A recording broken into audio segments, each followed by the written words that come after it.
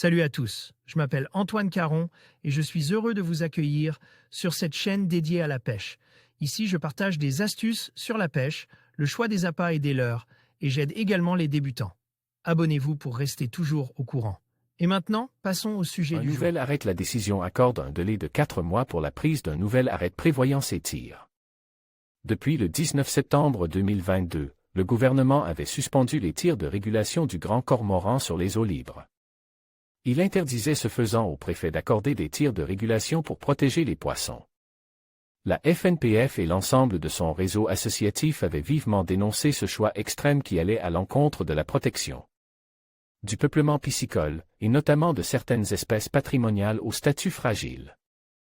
En effet, le grand cormoran consomme entre 300 et 500 grammes de poissons par jour, s'attaquant notamment aux poissons migrateurs, aux brochets, à l'ombre commun et à la truite.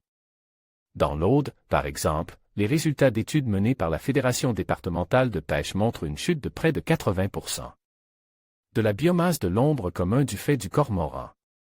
De nombreux constats sur le terrain prouvent également que l'oiseau a étendu son territoire d'installation et qu'il se sédentarisait. Pour motiver sa décision, le Conseil d'État estime que le gouvernement prive les préfets de la possibilité d'accorder des dérogations pour les eaux libres aux interdictions de destruction de grands cormorans. Il donne 4 mois au ministre de l'Agriculture et de la Transition écologique pour prendre un nouvel arrêt fixant des quotas départementaux de tir pour leur régulation en eau libre pour la période 2022 à 2025. Une modification réglementaire imminente, ce dossier nous a grandement mobilisés tant sur le plan des études techniques que sur les actions politiques et juridiques. Nous nous réjouissons aujourd'hui de ce succès en faveur du peuplement piscicole, résultat d'une mobilisation sans précédent de notre réseau associatif et des parlementaires sur tout le territoire.